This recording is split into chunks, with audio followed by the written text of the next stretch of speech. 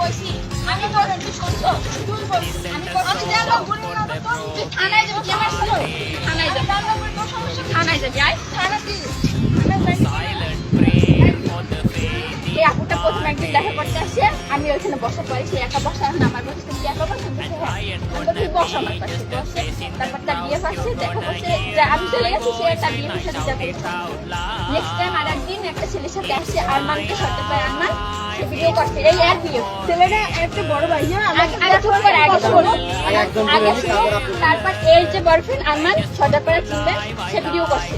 আরমানের এবার ছোট ভাই এই সাথে নিরসন এই জন্য ভিডিও করছে